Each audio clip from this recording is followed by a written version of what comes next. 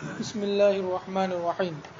پگڑی کی شرعی حیثیت۔ نمبر 1، مالک مکان زر ضمانت و ڈپوزٹ کے نام سے کرایہ دار سے جو پیشگی رقم وصول کرتا ہے، بہتر ہے کہ اس کو بعینہ محفوظ رکھا جائے۔ اگر مالک اس کو خرچ کر دے تو وہ اس بات کا ضامن ہوگا کہ کرایہ داری کی مدت ختم ہوتے ہی وہ رقم کرایہ دار کو فوراً واپس کر دے۔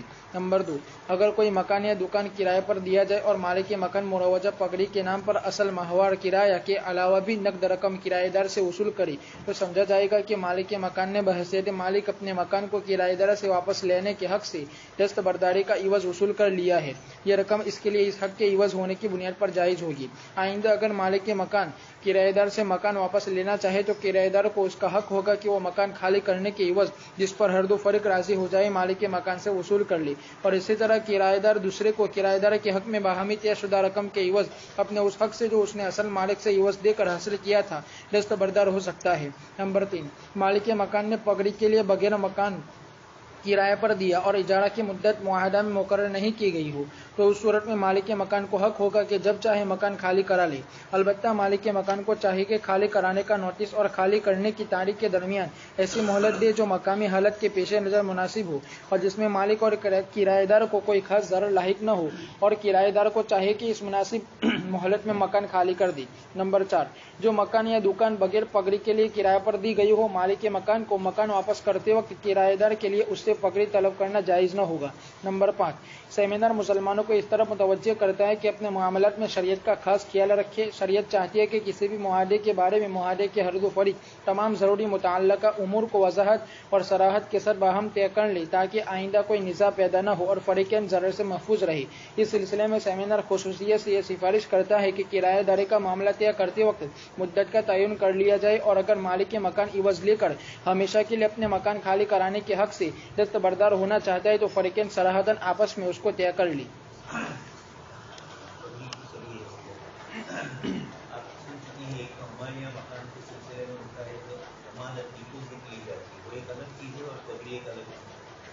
ڈپوزٹ کا آپ امانت کے طور پر اپنے پاس رکھتے ہیں یا استعمال بھی کر لیں تو جب چھوٹی سی ہوتی ہے 2-4,000 5-10,000 کی ہوتی ہے عمومی طور پر، تو اس وقت آپ ان کے پاس سے ڈپوزٹ لیتے ہیں اور جب واپس کرتے ہیں تو ڈپوزٹ آپ اس کو واپس کر دیتے ہیں۔ اسی طریقے سے یہ ڈپوزٹ بل میں بھی آتی ہے، لائٹ بل میں، الیکٹرک بل میں اور دوسری جتنے بھی سرکاری قسم کی اسکیمیں ہیں، جب آپ ان میں کوئی چیز لیتے ہیں تو آپ کے پاس سے ڈپوزٹ کی رقم لیتے ہیں اور وہ جمع رہتی ہے۔ اب یقینی بات ہے کہ بی ایس این یہ الیکٹرسٹی بورڈ سے تو آپ دستبردار ہو نہیں سکتے، اللہ ہے کہ آپ سولر پاور لگائیں ساتھ میں، وہ بھی چلتا ہے، تو لوگ پھر ان سے اپنا رابطہ ختم کر دیتے ہیں، تو اس موقع کے اوپر پھر اپنی رقم ڈپوزٹ والی واپس لے سکتے ہیں اور لیتے ہیں۔ عموماً یہ چیزیں ہیں، مکان کے سلسلے میں بھی اس طریقے سے، دکان کے سلسلے میں بھی اس طرح ڈپوزٹ لی جائے گی، پھر اس کی زکوٰۃ کس کے ذمہ، وہ مسئلہ آپ سن چکے ہیں۔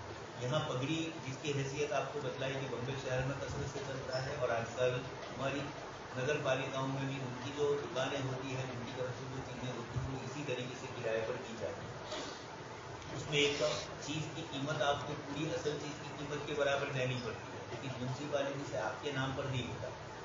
12 چٹھی کرایے کی جو چٹھی ہوتی ہے وہ آپ کے نام پر وہ کر دیتے ہیں، اس لیے کرایہ دار کے طور پر آپ کا نام ہے۔ پھر آپ کسی اور کو بیچنا چاہو تو اس کو بھی آپ مکان نہیں بیچ سکیں گے، دکان نہیں بیچ سکیں گے، صرف چھوٹی سی وہی چٹھی آپ کے نام سے اس کے نام پر منتقل ہو جائے گی۔ اس طریقے سے کاروبار میں بھی جو لوگ اس طرح اپنا ISI کا مارکہ یا اپنی کچھ چیزیں ہوتی ہیں جس کی بنیاد پر یا کمپنی قائم کر کے اپنے نام پر کرتے ہیں، اب جب وہ نام پر تو نفس کمپنی کا ہوتا ہے نام، لیکن اس کے ڈائریکٹر کے طور پر، اس کے چلانے والے کے طور پر کسی ایک آدمی کا نام ہوتا ہے، کمپنی وہی باقی رہتی ہے، سامنے والا آپ کو اپنی کمپنی بیچتا ہے، تو اب آپ اپنے نام پر کرواتے ہیں، وہ کروانا بھی اس کے ذمہ ہوتا ہے، اس لیے وہ درخواست کرے گا تبھی تو اس کا نام رد ہوگا، تو وہ اپنا نام رد کرواتا ہے اور اب آپ کا نام آتا ہے، اس پر آپ کے پاس سے وہ رقم لیتا ہے۔ بتائے اس سے پہلے آپ سن چکے ہیں۔ پگڑی میں بھی اسی طریقے کا ایک مسئلہ چل رہا ہے، بمبئی وغیرہ میں عمومی طور پر یہی ہوتا ہے کہ مکان پوری بلڈنگ تو کسی کے نام پر ہوتی ہے اور اندر رہنے والے ہر ایک کرایہ دار سمجھے جائیں گے، لیکن جو ایک کرایہ دار دوسرے کرایہ دار سے ہی خریدتا ہے، عام مکان مالک سے تو وہ چیز خریدی جاتی ہے جس کا ان میں کوئی کرایہ دار نہ ہو، مر گیا ہے اور اب مکان مالک کے پاس وہ واپس آیا ہے، اس کا کوئی رشتے دار نہیں ہے، عمومی طور پر وہ لوگ لیتے ہیں۔ ایک एक से दूसरे को बेचने के लिए अगर किसी का इंतकाल भी हो गया तो उसका कोई ना कोई रिश्तेदार होता है, वो उसका मालिक बनता है और वो दूसरे किसी को बेचता है। मालिक तो लफ्जी तौर पर होना, असल तो किराएदार। ये किराएदार को हर महीने आपने 5 करोड़ का एक फ्लैट खरीदा, तब भी वो आपके नाम पर, वो एक किराया चिट्ठी में तो आपका नाम बोलेगा, दस्तावेजा जो उसके बनेंगे उसमें भी आपका नाम बोलेगा, लेकिन मालिकाना हैसियत आपकी नहीं होगी, किराएदार की। लेकिन जो रुपया अदा करेंगे वो किराया नहीं है, वो एक बड़ी रकम आप अदा करते हैं। तो इस तरीके से वो अदा करते हैं और किराए की चिट्ठी ले लेते हैं।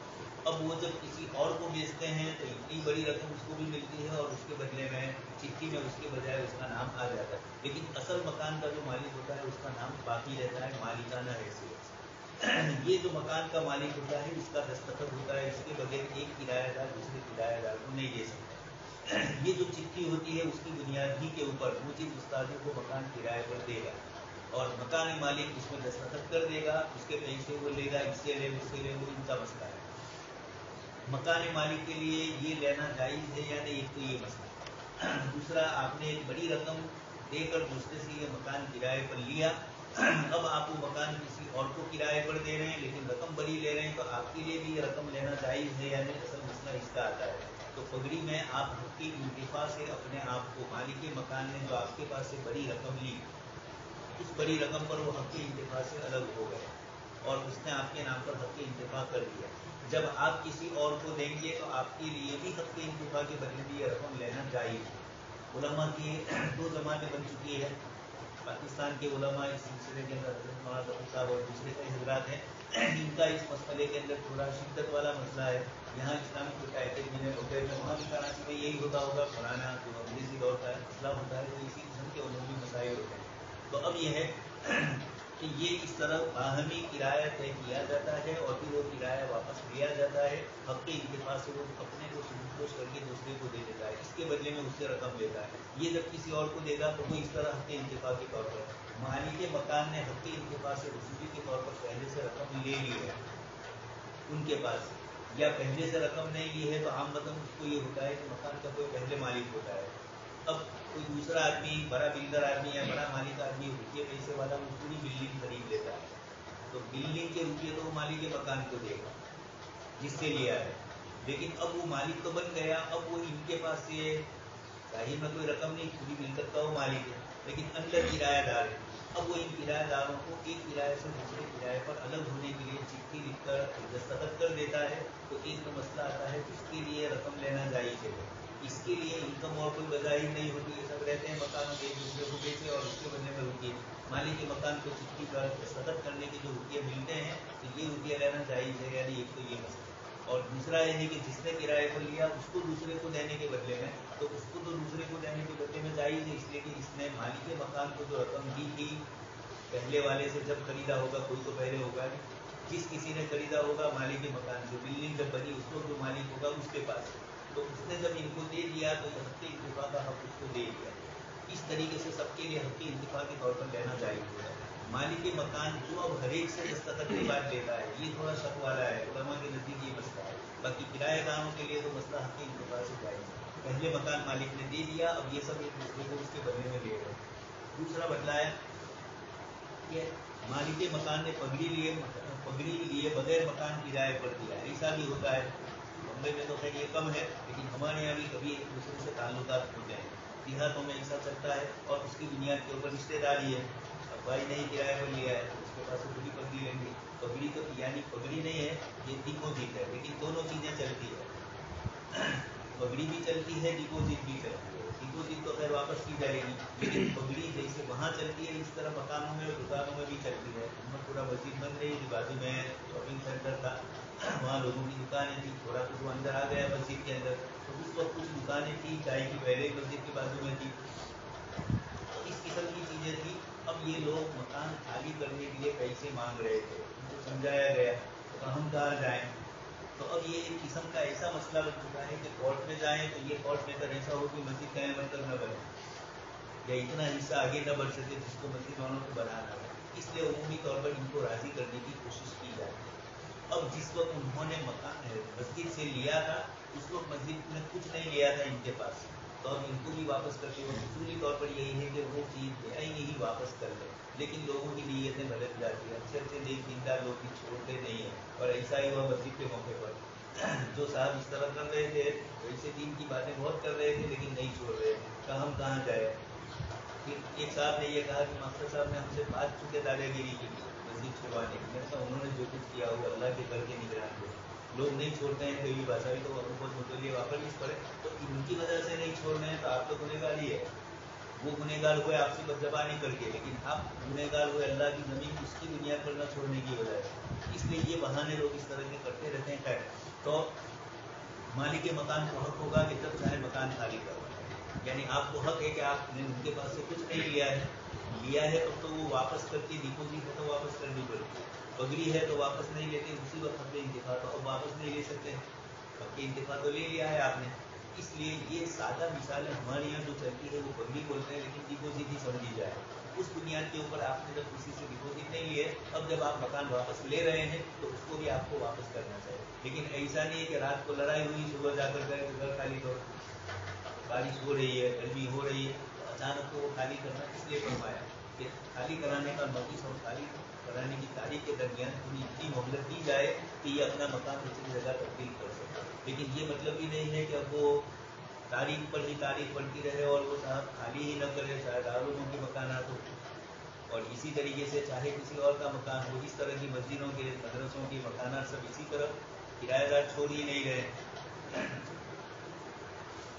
जो मकान या दुकान बगैर पगड़ी लिए किराए पर दी गई, मालिक के मकान को वापस करते हुए पगड़ी लेना चाहिए। जब तुम्हारे पास से नहीं लिया है तो मस्जिद वालों ने तुम्हें भी नहीं लिया। ये मसाइल बहुत नाजुक और पेचीदा है। उस वक्त लोग शरीयत को छोड़ देते हैं और मुतवल्ली के साथ सारी लड़ाई होती है, तो मुतवल्ली से खुली लड़ाई हो तो बीच में तरसती है, अल्लाह की चीज़ का बीच में रखे वाले है, असल का आपका ने अल्लाह का झगड़ा है। इसलिए उम्मत मुस्लिमों को सोचना चाहिए। इसी तरह ट्रस्टियों को, जिम्मेदारों को भी एकदम से मकान खाली करवा देना या बगैर नोटिस दिए हुए पिछले दिन मस्जिद तोड़ना शुरू कर दो, ये सब चीज़ें मुनासिब हैं। बैंक इंटरेस्ट के सूद होने पर शुरकाए सेमिनार का इत्तिफाक है। इंटरेस्ट की रकम बैंक से निकाली जाए या छोड़ दी जाए, निकाल ली जाए तो किस मशरब में खर्च की जाए, इस सिलसिले में तय पाया कि बैंकों से मिलने वाली सूद की रकम को बैंकों में न छोड़ा जाए बल्कि उसे निकाल कर मुंदरजे दिल मसारिफ में खर्च किया जाना चाहिए। बैंक के सूद की रकम को बिला नीयत साफ फुकरा व मसाकिन पर खर्च कर दिया जाए, इस पर तमाम अरकान का इत्तिफाक है। सूद की रकम को मसाजिद और उसके मुताल्लकात पर खर्च नहीं किया जा सकता। अक्सर शुरकाए सेमिनार की ये राय है कि इस रकम को सरकात वाजिबा के मसारिफ के अलावा रिफाए आम के कामों पर भी खर्च किया जा सकता है। बाज़ हज़रत की राय में इसके मसरफ को फुकरा व मसाकिन तक महदूद रखना चाहिए। ज़्यादा मुनासिब यही है, मस्जिद के इस्तिंजा खाने बनाए, गुसल खाने बनाए, मालदार भी इस्तेमाल कर रहा है, गरीब भी इस्तेमाल कर रहा है, इस तरह कब्रिस्तान वगैरह के रास्ते बनाए, इस किस्म की जितने भी रिफाए आमा के काम हैं ये रुपये खर्च होते हैं, जिससे मालदार गरीब सब फ़ायदा उठाते हैं। तो इस सूदी रकम का मालदार का भी इस्तेमाल करना लाजिम होता है। अगर से मसला तो ये है कि गरीब को भी सूदी रकम इस्तेमाल नहीं करनी है, लेकिन फुक़हा किराम ने यह कहा कि बैंक में ये रकम रहेगी, तो जहाँ हुकूमतें इस किस्म की है गैर इस्लामी, तो यकीनन वो गैर इस्लामी मसालिक नहीं इस्तेमाल करेगी या इस्लाम के खिलाफ ही इस्तेमाल करे इस तरह की रकम। इसलिए अंग्रेज़ी दौर में इससे बचने के लिए उलमाए देवबंद ने ये फतवा दिया था। उसी फतवे को आज तक बाकी रखा गया है, इसलिए कि इससे पहले दूसरे थे, सफ़ेद अंग्रेज़ थे, तो काले अंग्रेज़ आ गए हैं, कोई फ़र्क पड़ा नहीं है। इसलिए इस बुनियाद के ऊपर उलमा ने इसकी गुंजाइश कर दी। लेकिन अब इसका नाजायज़ फ़ायदा उठाकर मुसलमान हर जगह पर स्पेशल बैंक में रकमें रखवाए ताकि कुछ न कुछ सूद मिलता रहे और वो सूद टैक्सों में अदा करता रहे या इस किस्म की मसाइल में लोगों को देता रहे। ये शरीयत ने इसके लिए सूद नहीं रखा। आपने रकम अमानत के तौर पर रखी है और अब आ गया है उसको गरीब को बगैर सवाल की नीयत के देते। लेकिन उमूमी कामों में मस्जिद के इस्तिंजा खाने वगैरह इस तरह की जितनी भी रिफाए आम्मा, ऐसे रिफाए आम्मा के काम जिससे मालदार की इंतफा हासिल करता है, ऐसी जगहों पर कुछ उलमा मना करते हैं। आपको कहा हज़रत थानवी रहमतुल्लाह अलैह, मुफ्ती दाखिल साहब रहमतुल्लाह अलैह, इस तरह की जो मुख्तार मुफ्तियाने किराम है वो सूद की रकम को इंफिरादी तौर पर देना जायज़ करते हैं, इज्तिमाई उमूर में इस्तेमाल करने से परहेज़ करने का हुक्म दे रहे हैं। इसलिए कि असल तो उसका जो हुक्म है वो मरबूत रखा जाना चाहिए। तिजारती सूद ख्वाह ज़ाती मसारफ के कर्जों पर लिया दिया जाए या तिजारती कारोबारी कर्जों पर शरीयत इस्लामिया की नज़र में बहरहाल हराम है। ये समझना कि सूद की हुर्मत का इतलाक तिजारती व कारोबारी कर्जों पर नहीं होता कतअन गलत है। ये मुस्तकिल बहुत सारे इश्कालात और एतराज़ात लोगों ने किए हैं सूद के जवाज़ के लिए। हज़रत मौलाना तकी उस्मानी साहब ने जवाहिरुल फ़िक़ह में बहुत तफसील से इन तमाम के जवाब दिए हैं। یہ کہا جو لوگ سود کے جواز کے قائل ہیں، ان کا یہ کہنا ہے کہ آپ صلی اللہ علیہ وسلم کے زمانے میں جو سود لیا جاتا تھا، جو چلتا تھا، اور آپ مدافع یا جس قسم کا بھی سود چلتا تھا، اس میں غریب کا استحصال ہوتا تھا، اس کا خون چوسنا ہوتا تھا. غریب آدمی مجبور ہے، پیسے لینے گیا تو اس کو کہا کہ ابھی اتنے لے جاؤ اور بعد میں اس پر اتنا اضافہ کر کے واپس کر دو. یہ اس کی غربت کا فائدہ اٹھایا جا رہا ہے، اس لیے غریب آدمی کا استحصال ہوتا ہے. عصر حاضر میں ایسا نہیں ہے، ان کا یہ کہنا ہے. اس لیے کہ آدمی کوشش یہ کرتا ہے اور خوشی محسوس کرتا ہے لون اگر اس کو ملتی ہے، اس کی لون پاس ہو گئی مکان کے لیے، چیزوں کے لیے، تو وہ خوش ہوتا ہے کہ میری لون پاس ہو گئی اور مجھے یہ چیز مل گئی. گویا کہ استحصال ہوتا تو خوش نہ ہوتا. لیکن آپ کتاب پڑھ چکے ہیں، سود کی رقمیں مالیہ پالیہ کے ہاتھ میں جاتی ہے تو غریبوں کا استحصال کس طرح ہوتا ہے. ان کو 2%، 3% سود ملتا ہے اور ساری اس سے کمائی ہوئی چیزیں وہی نفع اٹھاتے ہیں اور سود دے دیتے ہیں 5-10% میں. وہ 5-10% سود جو انہوں نے دیا ہے وہ اس کے اوپر جب چیز بیچتے ہیں مارکیٹ میں تو کمانے کے اندر اس سے زیادہ نفع لے لیتے ہیں. تو غریب کو تو وہ چیز ان کے پیسوں کی چیز بنی اور ان کو ہی مہنگی مل رہی ہے، اور سامنے والا صرف اپنے 15% رقم دے کر 85% رقم سے فائدہ ناجائز اٹھا رہا ہے. اس لیے تجارتی سود میں بھی یہ لوگ اس طریقے سے کرتے ہیں آج کل. دوسرا مسئلہ یہ کہ آپ صلی اللہ علیہ وسلم کے زمانے میں اس طریقے کی سود کی شکلیں نہیں ہوتی تھی تجارت والی.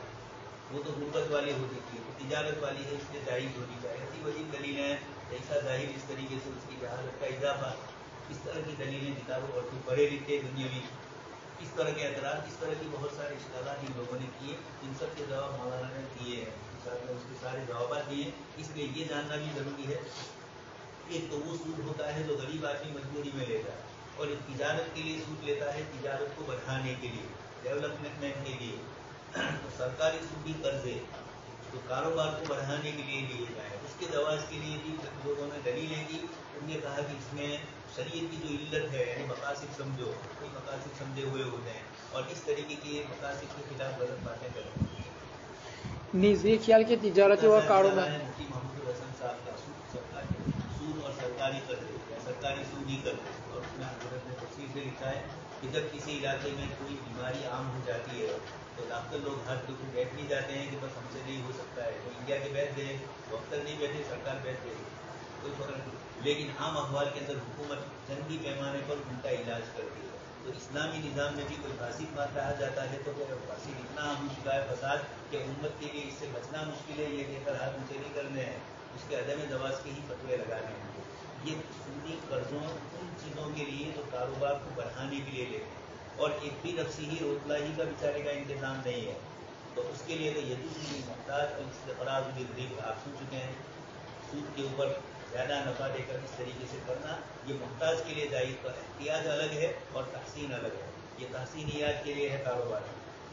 نیز یہ خیال کہ دنیا بھر کے مسلمان تاجر اس میں مبتلا ہے. بڑے بڑے جتنے بھی مالدار ہیں، چاہے دارالعلوموں میں آ رہے ہو، دیوبند میں آ رہا ہو، تو مٹی والا ہے، یہ جن کے پاس سے چندہ ہمارا آتا ہے یہ مقروض حضرات ہے جن کے اوپر قرضے کا بوجھ دبا ہوا ہے. لیکن یہ قرضہ ان کے اوپر جو آیا ہے وہ کس کا آیا ہے؟ محض تفریح کے لیے، اپنے کاروبار کو بڑھانے کے لیے لے. ایک تو یہ. دوسری بھی ایک وجہ ہے، ہر مسلمان پر ہم بدنیتی کا الزام نہیں لگائیں گے. دوسری بات یہ ہے کہ اگر وہ نہیں لیتے ہیں تو سرکار ان کے اوپر ٹیکس لگا دیتی ہے، تو ان کی کمائی کے اوپر ٹیکس سے بچنے کے لیے وہ خود حکومت سے سودی قرضے لیتے ہیں. نیز یہ خیال کہ تجارتی و کاروباری قرضوں کا وجود زمانہ نزول قرآن میں نہیں پایا جاتا، اس لیے حرمت ربا کا اطلاق ان پر نہیں ہوگا. اسی طرح درست نہیں. یہ بات تاریخی طور پر ثابت ہے کہ تجارتی و کاروباری مقاصد کے لیے سودی لین دین عرب جاہلیت نیز ان قوموں میں جن سے جاہلی عرب کے تجارتی روابط رائج اور شائع تھا. تجارتی سود بھی تھا اس زمانے میں. خود ابو سفیان کے قافلے کو بھی روکا گیا. پہلے سے ہی طے تھا کہ سارے مکہ والوں کی رقم لگی ہوئی تھی. غزوہ بدر کا جو منظر پیش ہوا ہے، اس لیے کچھ لوگ یہ کہتے ہیں کہ بدر میں تو مسلمان دوڑ کے گئے، یعنی اقدامی جہاد کیا. یقیناً اقدامی جہاد کی ہے، نفی نہیں اس کی، لیکن بدر کے موقع پر دونوں پہلو ہے. ایک تو یہ کہ خود مسلمانوں کو ستایا جا رہا تھا، کئی لڑائیاں ہوئی مسلمانوں کی ان کے ساتھ. اس کے بعد امام بخاری نے مغازی میں پہلے ذکر کیا، بدر تو بہت بعد میں ہوا ہے. پہلی اور دوسری ہجری کے اندر کئی جنگیں ہوئی، اس کے بعد بدر کا موقع ملا. اس سے پہلے جتنے ہوئے اس کے اندر بھی یہی تجارتی ان کا قافلہ شام کی طرف جا رہا تھا اور تجارتی قافلوں کی بنیاد پر. تو یہ کیوں جا رہا تھا؟ اس کے پیچھے مقصد یہی تھا کہ ہر ایک مکہ والے کا روپیہ لگے اور لگنے کے بعد اس سے جو نفع ہو اس سے ہتھیار خریدے جائیں اور مدینہ منورہ پر جا کے چڑھائی کی جائے. تو ان سارے مقاصد کے لیے ہوتا تھا. اس لیے مسلمانوں نے ان کے مقابلے کے لیے آپ صلی اللہ علیہ وسلم صحابہ کو لے گئے اور اللہ پاک نے دوسرا منظر پیش کیا ہے کہ دنیا محمد الدین اس وقت کو اسفل امین کو اپنا چلا گیا تو کروارے سے کیا کنارہ ہوتا ہے تو سمندر کے نیچے سے ابو سفیان نکل گئے اور مسلمان سیدھے گئے. ادھر سے ابو جہل قتل مریا الناس قتل کھاتے ہوئے تکبر کرتے ہوئے اتراتے ہوئے آیا ہو اور پھر اس کے بعد جو ہوا. اس لیے اس غزبے کو بھی غزبے اقدامی بھی ہے غزبے دفاعی بھی ہے. دونوں حیثیت کا ہے. محض اقدامی نہیں ہے. یہ وحید الدین خان صاحب اور اس قسم کے علامہ شبلی جیسے حضرات ہیں جو اقدام سے بہت ڈرتے ہیں. وہ ہر غزبے کو دفاعی ہی پوزیشن میں ثابت کرنا چاہتے ہیں. یقیناً من وجہین پہ ان کی بات صحیح ہے لیکن جو اقدامی ہوئے ہیں ان کے متعلق بھی اقدام اس کے پیچھے بھی اگرچہ آپ صلی اللہ علیہ وسلم کی جتنی سرایا ہوئے اور غزوات ہوئے مجموعی طور پر ہر ایک کے پیچھے دیکھیں گے تو کوئی نہ کوئی وجہ. تبوک کیوں تشریف لے گئے اس کی وجوہات ہے. مکہ کیوں گئے اس کی وجوہات ہے. دشمن کے دور کے علاقے تک بھی کیوں گئے ہیں اس کے پیچھے کوئی چیز تھی.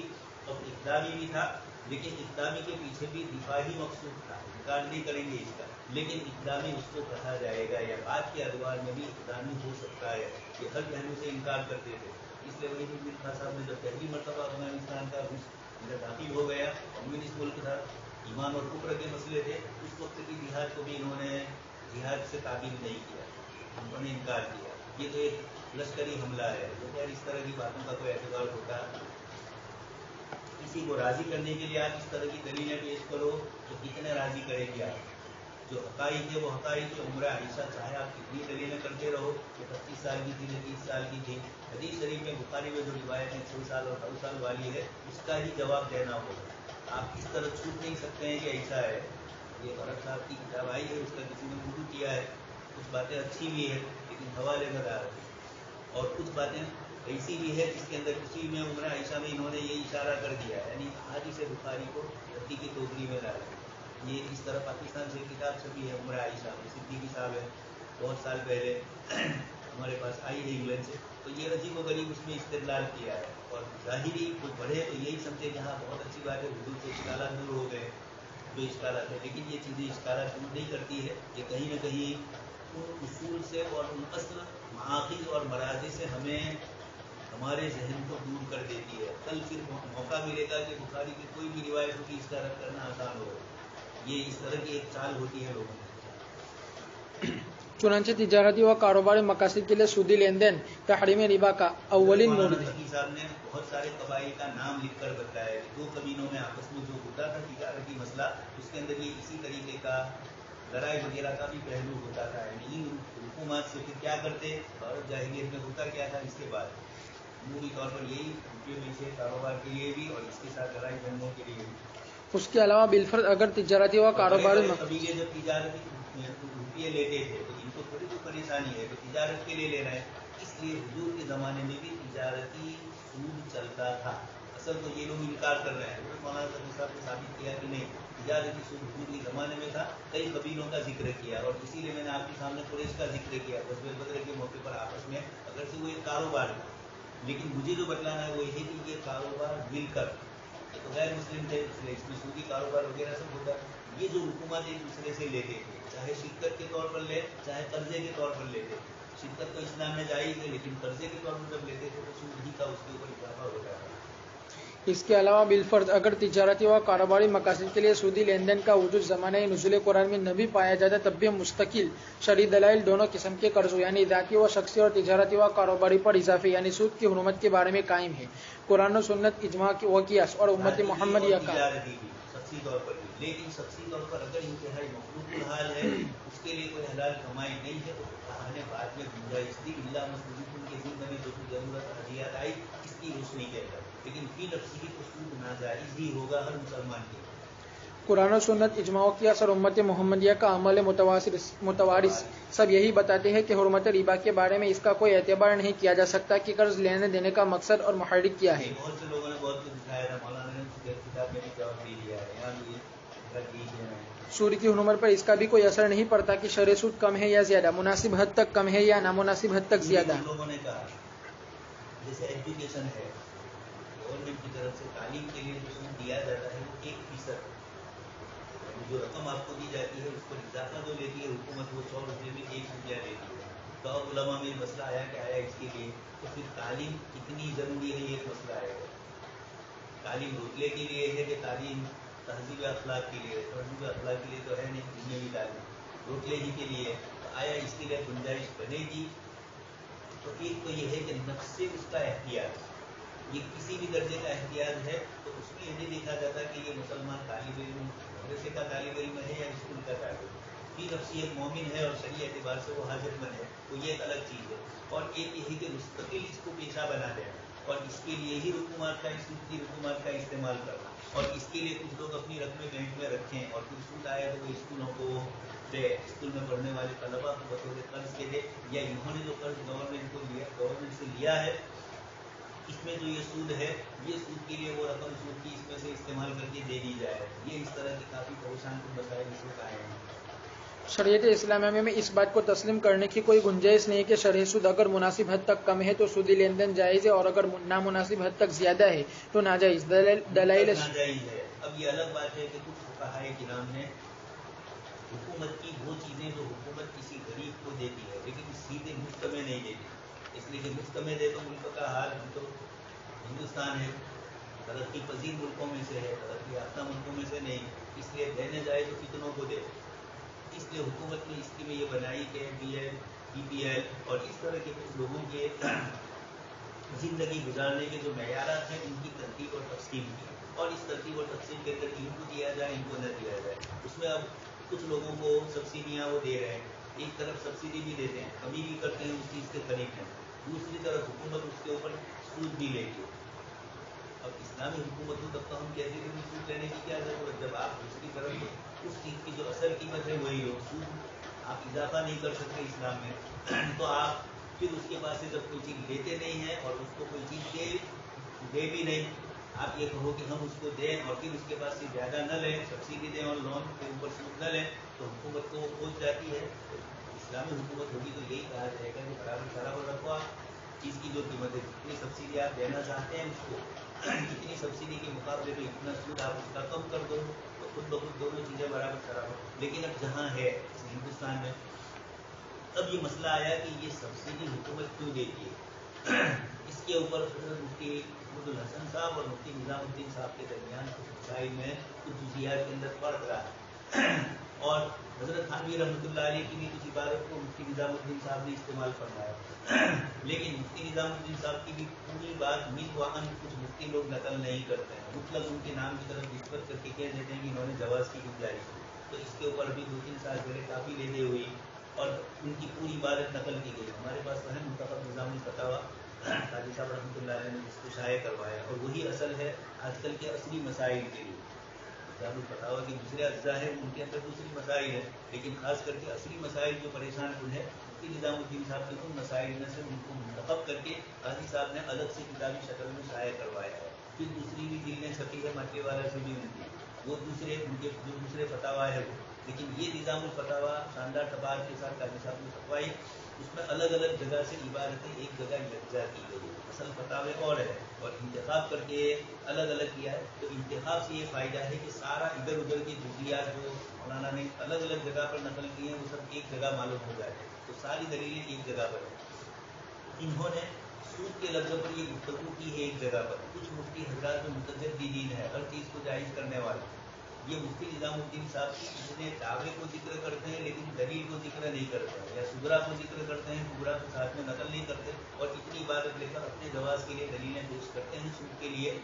तो एक तो बात यानी हुकूमत किसी चीज़ को सूद कहे तो शरई एतबार से सूद वही होता है जो इस्लामी नुक्ते नज़र से सूद की तारीफ सारी का है। हुकूमतें उसके लिए सूद का लफ्ज़ अगर बोलती है लेकिन वो शरई नुक्ते नज़र से सूद नहीं है, जैसे इन्होंने सब्सिडी और इनके मुताल्लिक़ सूद के मुतालिक यही कहा कि ये बोला जाता है सूद, बाकी हकीकत में सूद नहीं है। हुकूमत एक तरफ उनको सब्सिडी देती है, दूसरी तरफ ये लेती है, इसलिए कि हुकूमतों की स्कीम के अंदर सूद के बगैर मोहर है नहीं। इन्होंने निज़ाम ही ऐसा बनाया है, तो अब सूद लेना है तो गरीब को क्या फ़ायदा हुआ, तो दूसरी तरफ उसको सब्सिडी के उन्वान से इतना हिस्सा कम कर देते हैं, कभी इससे कम करते हैं जितना दिया इतना इससे, कभी इससे ज़्यादा लेते हैं, कभी बराबर सराबर है तो कोई झगड़ा नहीं, कम है तो भी झगड़ा नहीं। सूद की रकम कम है न सब्सिडी की रकम, लेकिन सब्सिडी की रकम कम है न सूद की रकम ज़्यादा है। तो अब ये परेशानी आई, लेकिन सामने वाले फर्द को देखा जाएगा कि अगर वो गरीब और मोहताज है तो उसके हक में गुंजाइश, लेकिन दूसरों के लिए नहीं बनेगी। इसलिए तिजारती सूद करने वाले उमूमी तौर पर ये मोहताज नहीं हुए। अब वो हुकूमत की स्कीमों से अलग अलग तरीके से नाजायज़ तरीके से फ़ायदा उठाकर अपने लिए मुफ्ती साहब की इबारत इस्तेमाल करे तो ये शरई एतबार से सही नहीं है। उन्होंने भी अपनी इबारत को इतना गुजरत नहीं रखा है, जो फ़ायदा उठाना चाहे उठाए। हर जगह पर अलग अलग तशरीहात आपने की, लेकिन एक जगह पर हज़रत थानवी के हवाले से मुफ्ती निज़ामुद्दीन साहब मुझे हज़रत मौलाना शाह वसीउल्लाह रहमतुल्लाह अलैह से मुंसलिक और शाह वसीउल्लाह हज़रत थानवी के तो बहुत सारी बातें मुफ्ती निज़ामुद्दीन साहब हज़रत थानवी रहमतुल्लाह अलैह की नकल करते हैं। उसी में इमदाद फतावा के हवाले से ये नकल किया कि किसी के सूद कहने से कोई चीज़ सूद नहीं बनती है, इसी तरह सूद न कहने से वो सूद के दायरे से निकलती नहीं अगर सूद की तारीफ शादी आ रही है। तो चूँकि जो सेक्युलर हुकूमतें हैं उनमें ये होता है कि ये लोग अपने एतबार से अपने नाम रखते हैं, उस नाम को देखा जाएगा कि इस्लाम के साथ इसका जोड़ है या नहीं। अगर वो सूदी है इस्लामी तारीफ के एतबार से वो चाहे ना कहा हो तब भी सूद ही समझा जाएगा। लेकिन ये चीज़ आपने एक चीज़ के ज़िम्न में जिक्र की, उस मसले को जिक्र करके आप जिक्र करो तो समझ में आए। मुतलकन ये दलील चलती रहे हर जगह पर तो दावा आम और दलील खास, ये कादियानियों का काम है। अहले सुन्नत वल जमात का काम नहीं है। उनकी दलील भी खास होती है, दावा खास होता है तो दलील भी खास ही होती है। दावा आम होता है तो दलील आम हो सकती है। हिंदुस्तान के पस मंजर में इंश्योरेंस का हुक्म। हिंदुस्तान की मौजूदा हालत और मुसलमानों को दरपेश हर आन जान और माल के खतरे को सामने रखते हुए जान माल के तहफ़्फ़ुज़ और क़ियाम अमन के सिलसिले में हुकूमत की समझना है ये मसला इख्तिलाफी बनसूबा का देवबंद में जमीयत में और इस्लामी फ़िक़ह के हुकूमत की जिम्मेदारियों और बसा औक़ात न सिर्फ गफलत बल्कि हुकूमत के अमल नहीं रहे वो हज़रात, लेकिन ये कि मसले को जिस पस मंज़र में जिक्र किया है इजमाली तौर पर कितना जानना जरूरी है, बल्कि हुकूमत के अमल की तरफ से फसादात की हिम्मत अफजाई और बाज़ औक़ात इसमें शिरकत और फिर मुसलमानों के जान माल को पहुँचने वाले नुकसानात की तलाफ़ी में हुकूमत की तरफ से कोताही और इस वजह से कि वो हिंदुस्तान की इंश्योरेंस कंपनियाँ बिलवास्ता या बिलावस्ता हुकूमत से मुताल्लिक़ है। इन्हीं हालत की जरूरी है। हिंदुस्तान की जितनी कंपनियाँ हैं हुकूमत से वाबस्ता है और हुकूमत की जिम्मेदारी है लोगों की जान माल की हिफाजत करना। अब जब जान माल की हिफाजत नहीं हो रही है तो ये हुकूमत की कमी है। अब इंश्योरेंस के अंदर जो रकम मुसलमान लेगा तो ये रकम कहाँ से असल लेने की हुकूमत से सीधी नहीं मिल रही है तो मिल रही है वास्ता इंश्योरेंस, लेकिन वो भी जा रही है हुकूमत के पास, इस एतबार से जाएगी होगी। 2-3 दिन पहले आप मसला सुन चुके हैं कि अगर आपने सरकारी बैंक से ही आप टैक्स अदा कर रहे हैं और टैक्स के अंदर आप अदा कर रहे हैं तो अगर हुकूमत का ही सूद है तब तो जायज़ है। निजी किसी कंपनी का है, निजी प्राइवेट बैंक का है तो वो जायज़ नहीं, इसलिए कि वो रकम जहाँ से आई थी वहाँ नहीं जा रही, आपकी जहाँ से गई वहाँ से वो नहीं आ रही आपके पास। इन्हीं हालत की रोशनी में मजमुउल फ़िक़्हुल इस्लामी के 14 सेमिनार मुनक्किदा मुअर्रका 27 ता 30 मुहर्रम शुरकाए सेमिनार का आम रुझान ये था कि इन हालत में मुसलमानों के लिए जानो माल का बीमा कराना जायज़ करार देना चाहिए, लेकिन दौरान बस ये नुक्ता उठाया गया कि फ़िरका वाराना फसादात की सूरत में पहुँचने वाली जाने व माल नुकसानी को बीमा के जरिए राइज इंश्योरेंस कानून के तहत तहफ़्फ़ुज़ हासिल है या नहीं और मुंदरजे दिल तजवीज़ मंजूर की गई। हुआ था कि मौलाना सज्जाद साहब वहाँ पहुँचे और उनको कुछ मालूम हुआ कि इंश्योरेंस कंपनियाँ वो भी फसादात के मौके पर पूरा देती नहीं है जितना आम हालात में देती है।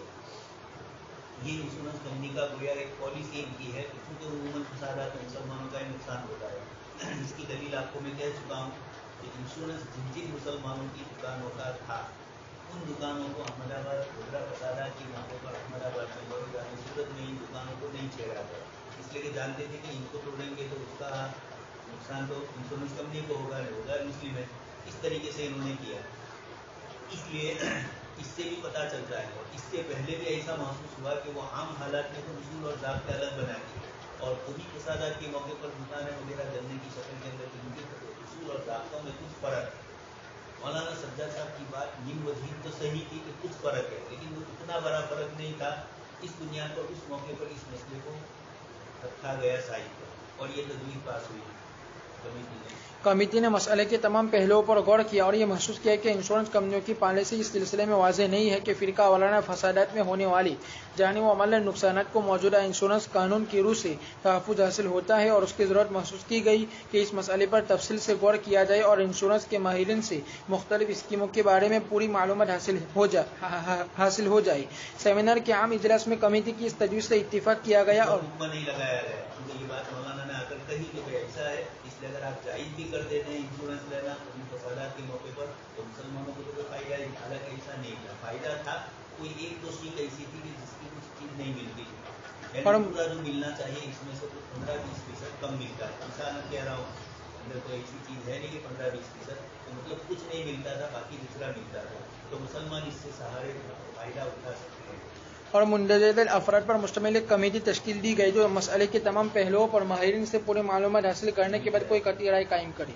مجموع الفقہ الاسلامی کے سیمینار منعقدہ 3 تا 6 جمادی الاولیٰ جامعۃ الرشاد اعظم گڑھ کے موقع پر اس سلسلے میں ضروری معلومات اور ان پر غور کر کے کوئی قطعی فیصلہ کرنے کے سلسلے میں کمیٹی مذکور کے موجودہ ارکان اور مزید دیگر علماء پر مشتمل ایک کمیٹی نے پوری صورتحال پر غور کیا اور خاص کر انشورنس کے قانون کی اس دفعہ پر غور کیا گیا جس سے ایسا محسوس ہوتا تھا کہ فسادات کی صورت میں جان و مال کو پہنچنے والے نقصانات کو تحفظ نہیں مل سکتا، لیکن اس سلسلے میں لائف کارپوریشن آف انڈیا کی جاری کردہ تفصیلات پر غور کرنے کے بعد یہ معلوم ہوا کہ اس اعلامیہ کی دفعہ نمبر 10 شق نمبر 3A-B میں فرقہ وارانہ فسادات سے پہنچنے والے نقصانات کا استثناء دراصل دفعہ نمبر 10 سے حاصل ہونے والی ان مراعات سے استثناء ہے جن کے تحت ہر سالی موت کی صورت میں اصل انشورنس پالیسی پر مستزاد اضافی رقم دی جاتی ہے۔ اس کا حاصل یہ ہوا کہ عام طور پر ہر سالی موت میں اصل انشورنس پالیسی سے زائد رقم دیے جانے کا کارپوریشن فرقہ وارانہ فسادات کی پروویژن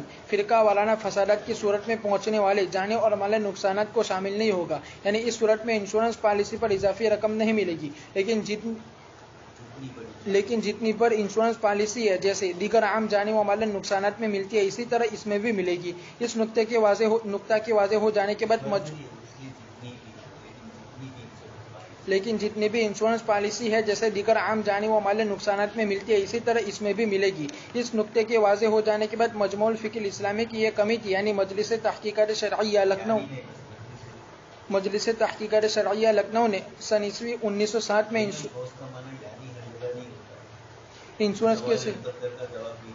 انشورنس کے سلسلے میں جو فیصلہ کیا تھا، نز ملک کی موقر درسگاہ دارالعلوم دیوبند سے اس بابت جو فتویٰ دیا جا چکا ہے، مجلس کے فیصلے اور دارالعلوم کے فتوے کو مد نظر رکھتے ہوئے مندرجہ ذیل قطعی فیصلہ کرتی ہے۔ مراجعہ انشورنس کی اگر فیصلہ کیا وہ یہ ہے، بات آپ سمجھ گئے کہ پہلے سیمینار ہوا اس وقت مولانا سجاد صاحب نے آ کر کہا کہ انشورنس کمپنی میں آپ 40 بھی کہیں گے تب بھی مسلمانوں کو اس سے کچھ ملتا ہے، تو یہ کمیٹی تشکیل دی گئی کہ اس پر غور کیا جائے، ابھی فتویٰ دینے کی جلد بازی کی ضرورت نہیں ہے۔ یہ پورے علماء کی ایک ٹیم بنائی گئی اور ان حضرات نے تحقیقات کی اور اسی طریقے سے گورنمنٹ کے قانون میں یا انشورنس کمپنیوں کے قانون میں بھی کیا ہے اس کے ماہرین سے پوچھا گیا، تو اتنا پتا چلا کہ ایک دو سیکھ میں جو ملتا ہے وہ نہیں ملتا ہے، باقی دوسری جتنی عام پالیسی ہے وہاں جیسے دیا جاتا ہے یہاں بھی ملتا ہے، تو بھیا یہاں کم ملتا ہے اور دوسروں میں یہ ایک قسم کی انہوں نے پہلے سے ہی اس لیے کہ فسادات کے موقع پر ایک حکومت نقصان مسلمانوں کی دکانوں کو ہوتا ہے۔ اب انشورنس کمپنی یہ تو تھوڑا فائدہ اٹھانا چاہے گی، ان کا منشا تھا جلانا تو تھا نہیں، یعنی پیسے ہی اگر دینے تھے تو جلاتے نہیں، لیکن نہیں دینے ہیں پیسے اس لیے تو جلایا جانا مقصود۔ اب وہ بھی سمجھتے ہیں کہ عموماً نقصان مسلمانوں کا ہم کے لیے کریں، اس لیے انہوں نے بھی اس کے اندر کچھ سیکھیں ایسی رکھی کہ تھوڑا وہ پورا نہیں ملتا ہے جو، اس لیے جب ایک مسلمان انشورنس کمپنی کے پاس انشورنس کے لیے جائے گا وہ اس کو وضاحت کر دیں گے یا کرے نہ کرے اندر لکھی ہوئی ملے گی اور اس کے اندر تھوڑا کچھ کم ملتا ہے، باقی عام جو دوسرے قانون ہے وہ تمام کے تمام ایک ہی چیز ایسی ہے جس میں نہیں ملتا ہے۔ مطلب یہ تھا کہ جو کچھ ملتا ہے اس میں دوسری انشورنس میں پورا ملتا ہے یا جتنا بھی چاہے ملے، یہاں پر اس میں سے کچھ کم ملتا ہے۔ اب جب یہ ہو گیا تو دوسری بات انہوں نے بین القوسن 2 باتیں کہی۔ مجلس تحقیقات شرعیہ، سب سے پہلے ندوۃ العلماء میں یہ کمیٹی قائم ہوئی تھی، ابھی بھی کتابیں چھپتی ہے مجلس تحقیقات شرعیہ کا، کبھی کبھار ایک تو نشریات ہے اور ایک تحقیقات شرعیہ۔ انسان کا مسئلہ بھی سب سے پہلے ندوہ میں ہوتا ہے، جمعیت علماء میں مولانا سید محمد میاں تھے، اس وقت ندوہ میں یہ مسئلہ آیا، اسی طریقے سے اسی پر مولانا برہان الدین سنبھلی صاحب رحمۃ اللہ علیہ کا پورا رسالہ ہے حجیت ہلال کا، اور बहुत शानदार है। उस वक्त ये सबसे ज़्यादा मोहब्बत था। फिर बाद में नए नए इजाफे होते गए, लेकिन ये कि उनकी किताब और मौलाना सैयद मोहम्मद मियां रहमतुल्लाह अलैह का जो उस सेमिनार के लिए तजावीज़, उस वक्त सेमिनार नहीं था, ऐसे इस्तेमाल होते थे, तो तजावीज़ जो मौलाना ने जिक्र किए बहुत शानदार है। अभी भी वो उनके हिलाल की मस्जिदों में दुनिया की है मौलाना सैयद मोहम्मद मियां रहमतुल्लाह अलैह। तो उसके बाद उलमाए किराम की कमी थी ने, एक तो से तहकीकात शर्किया लखनऊ में 1960 में ये मसला उलमा से पूछा था, और उसका जवाब फिर पाकिस्तान से गवाहिरुल फिका में ये मसला इंश्योरेंस का मौलाना वहाँ भी पूछा था, यहाँ भी गुफ्तगू हुई, तो वहाँ उसका जवाब जो है वो गवाहिरुल फिका का जुज़ बन चुका है। तो उस वक्त उन्होंने जवाज़ की गुंजाइश। दूसरा जिक्र किया दारुल देवबंद से भी इस्तिफ्ता, जब लोगों ने पूछा तो देवबंद ने भी जवाब दिया था कि इंश्योरेंस जायज़ है, इतना समझ लीजिए। फिर जब इन्होंने इंश्योरेंस के जवाब का फतवा दिया तो उस वक्त ये मसला आया कि जायज़ नहीं है, उठा जमीयत की तरफ से, और सबसे बड़े हजरत जो थे उन्होंने इस मसले को उठाया, तो अब मसला इख्तिलाफी बन गया है। उनका फतवा तो जवाज़ का था, और आप कह रहे हो कि फतवा अदम जवाज़ का देना चाहिए, जवाज़ का इन्होंने क्यों दिया, इसलिए इन्होंने इबादत में इसको कि सब उमूमी तौर पर जितने भी पारिदी हैं वो सब कौन है, मुजाहिदुल इस्लाम से सब कासिमी है। मसला जो था वो एक सियासी मसला है। यह मसला था जब दारुल की इंतजामिया से रहमतुल्लाह अलैह और मौलाना असद साहब का जो इख्तिलाफ, वो जगह यहाँ पर पड़ी। इसकी एक वजह आपको पहले कह चुका हूँ, और शख्सियात पे बात नहीं करती है, हमें भी इस किस्म के मसाइल में जब हम किसी एक जगह के फरीक बन जाते हैं तो मसला भी फरीक बन जाता है, और जब हम फरीक नहीं बनते हैं तो मसला फरीक नहीं बनता है। हज़रत काजी साहब रहमतुल्लाह अलैह ने भी एक दूसरी सियासी तंजीम थी, उसमें शिरकत की थी, और दिल्ली जमीयत और ये इस किस्म की दूसरी खड़ी हुई थी, तो जमीयत को महसूस हो रहा था कि सियासी हदीफ बन रहे हैं। ये उनका कदम उस वक्त ये सही नहीं था, उनको तो इन्हीं दुनिया में रहना था। अल्लाह पाक ने इतनी बेहतरीन सलाहियतें दी थी काजी साहब रहमतुल्लाह अलैह, लेकिन कभी कभार होता है, आपको पहले हज़रत मौलाना अमीरुज़्ज़मा साहब के हवाले से कह चुका हूँ कि दिल्ली में रहना है तो ऑक्सीजन लेनी पड़ती है सियासत, इसके बगैर दिल्ली में रह सकते, यानी अपना शख्सी वजूद बाकी रखना पड़ता है। खैर, इल्मी दुनिया में रहने वालों को शख्सी वजूद कायम करने की ज़रूरत नहीं है। आप जहाँ भी बैठेंगे दुनिया आपको लोहा हज़रत खानवी एक कोने में ही तो थे, अली मियां नदवी सियासी नहीं थे, तो इसकी वजह ये थी कि भाजपा उनको मिलने जाता है, और जब सियासी होते हैं तो आपको उनको मिलने जाना पड़ता है, फर्क होता है दो चीज़ों में। तो मसले में थोड़ा कुछ इस तरह का ये आ गया। दारुल देवबंद का जवाज़ का फतवा था, इन लोगों ने उसी को पेश किया इस्लाम की कायदे वालों ने, आप हमारी मुखालफत करते हैं और दारुल का फतवा तो खुद ये है, तो फिर दारुल का दूसरा फतवा भी लिया। ये भी एक किस्म की गलती को दुरुस्त करने के लिए दूसरी एक गलती की, तो और मसला संगीन हो गया। मोड़ोवता इंश्योरेंस इतना है कि इस किस्म के मसाइल में शरीयत को मद्देनजर रखकर कोई मुफ्ती आपका मुखालिफ है, किसी वजह से आपका इनसे इख्तलाफ है, तो उन्होंने फतवा दिया तो उसमें आप भूल तलाश करो, नए फारिगीन में भी हो सकता है, इसलिए इस किस्म की चीज़ों में उलझने की जरूरत है। उन्होंने किताब और सुन्नत की रोशनी में फतवा दिया है, तो आप चाहे आपके साथ कितनी मुखालफत हो, आप वो फतवा सही है तो आप सामने वाले को कह दो कि पुराने दारुल का जो फतवा आया है और इनकी बात सही है, तो मसला खत्म हो जाता है। आपका नफ्स अगर जब उस वक्त आपको कहता है कि अबू सुफियान की तरफ कुछ न कुछ मैं ऐसा बोलूँ कि बुलाया था नहीं, हिरकल ने उसको कहा था कि इनमें कोई ऐसा जुमला कह दूँ, तो आप भी कोई ऐसा जुमला कह दो कि जिससे सामने वाले मुफ्ती साहब का वैल्यू डाउन हो, तो आपकी लकीर बड़ी बनाने से लकीर बड़ी बनती है, उनकी छोटी करने से आपकी बड़ी बन जाएगी, बल्कि आपकी डबल छोटी हो। इसलिए आपका इख्तिलाफ दलाइल और किताब सुन्नत की रोशनी में किसी से हो, मसाइल शरिया में ये इख्तिलाफ नहीं चलता है शख्सी वजूद वाला, इसके अंदर दीनी एतबारात का ही एतबार होता है। अब आप उसमें दूर दूर की बहुत सी मरतबा बहुत से हजरात बहुतों पर किताबें लिखते हैं, जैसे मौलाना आतिक साहब ने किताब लिखी, दस्तवी साहब ने, वहीदुद्दीन खान साहब के जवाब, लेकिन इतनी जानदार नहीं है, इतनी होनी चाहिए, तो उल्टा हो गया। देवबंदियत की तरफ से ये गई तो सामने वालों की तरफ से और इस तरह की दूसरी बातें आई, हमारे बुजुर्गों की किताबों में से निकाल कर लाए। इसी तरह बड़े भी करते हैं हमारे चार ताबीन के कुफर के फतवे, तो हमें भी ये चाहिए कि उनकी किताबों को तलाश करें और जवाब दें, खाली जवाब देने वाले न बने, हम भी सवाल करने वाले बने। ये भी मुनाजरे का उसूल है कि आप जवाब कब तक देते रहेंगे, वो लिस्ट लेकर आए कि इनके जवाब तो मुनाजरे का, आप तो जवाब ही देते रहोगे, पूरा मुनाजरा 2 घंटे 3 घंटे का आपको जवाब में चलता है, ऐसा नहीं होता है। तुम्हारे इतने सवाल तो हमारे भी, फिर सवाल का मौजू मुनाजरे में असल बुनियाद वो होती है, सवाल का मौजू क्या होता है ये भी दिया जाए। रहमतुल्लाह अलैह थे, पाकिस्तान में खत्म हुआ कि सबसे बड़ा नंबरदार अजीब व गरीब दलीलें करते थे। तो हयात ईसा इसको दलील बनाई जाए, ईसा इसको बुनियाद बनाया जाए, इस किस्म के मसाइल को छेड़ा जाए। तस्लीम में हज़रत ईसा अलैहिस्सलाम की कब्र है ये बुनियाद, अगर वो बनाते हैं तो दलाइल से उसको रद्द किया जाए। ये किताब है उसके जवाब में है। तो अब ये हुआ कि दारुल देवबंद को फतवे को मद्देनजर रखते हुए और 1907 वाला और जो जवाहिरुल फिक़ा वाला है उसको भी बुनियाद बनाना पड़ता है।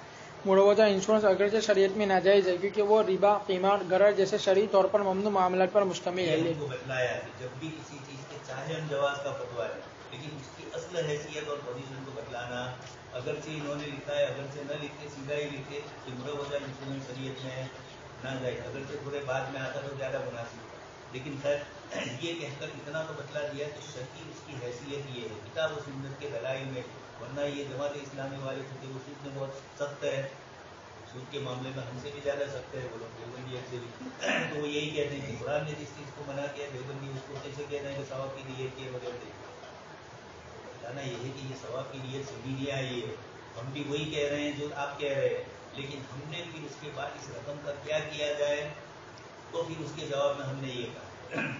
लेकिन हिंदुस्तान के मौजूदा हालत में जबकि मुसलमानों की जानो माल, सनाअत और तिजारत वगैरह को फसादात की वजह से हर आन शदीद खतरा लायक रहता है, इसके पेश नज़र ज़रूरत तुबीहुल महज़ूरात, रफ़े ज़रर, दफ़े हरत और तहफ़्फ़ुज़ जानो माल की शरअन मक़ासिद शरीयत के छोटे छोटे जुज़ है, लेकिन किताबुल्लाह के आयात के अहमियत की बिना पर हिंदुस्तान के मौजूदा हालत में जानो माल का बीमा कराने की शरअन इजाज़त है। इजाज़त देने में जो अलग अलग हज़रात हो गए, ये तो होता है उलमा की राय में इख्तिलाफ।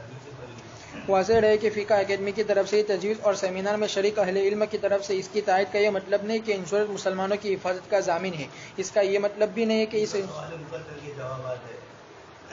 इस इंश्योरेंस के बाद जो भी सूरत पेश आए उसमें मिलने वाली सब रकम इंश्योरेंस कराने वालों के लिए जायज़ व दुरुस्त होगी, बल्कि उसमें तफसील है और वो ये कि सिर्फ फसादात की सूरत में जानो माल के नुकसान के बाद जो कुछ मिले और जो हक़ के कानून व ज़ाब्ता में बताया जाए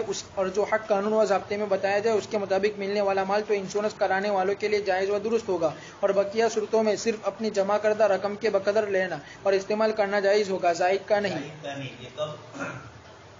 ये आपका फसादात में आपका नुकसान है, आपकी दुकान में अचानक आग लग गई, अब आप इंश्योरेंस के वक्त जितनी रकम मिले सब हड़प कर लो, ये तो जायज़ नहीं, आपका जितना नुकसान हुआ इतनी रकम आपको। और इंश्योरेंस की सूरत में ज़ायद के जवाज़ की जिहत हुकूमत की नाअहली और गैरजिम्मेदारी की वजह से उसकी तरफ से और उस पर ज़मान की होगी। हुकूमत की का ज़मान जिनकी ज़्यादा जा रही है फसादात के मौके पर, तो मुसलमान को जितनी मिली वो सब लेना उसके लिए जायज़ है। उस मौके पर यही कि हुकूमत की जिम्मेदारी थी उसने उसको नहीं दिया। इस फैसले पर दस्तखत करने वाले अहम उलमाए किराम के अस्माए गिरामी। ये भी अच्छा है, ये कहीं कि मुस्तला भी कोई फतवा दे दो तो तुम अपने एतबार से अपना फतवा समझ लो, तुम्हें अगर ये महसूस हो रहा है कि ये मेरी चीज़ नुकसान वाली है और हुकूमत की अदम नाअहलियत की बुनियाद पर हुआ है तब तो आप ले सकते हैं, और अगर नहीं है तो फिर आप दो मुल्कों की करेंसी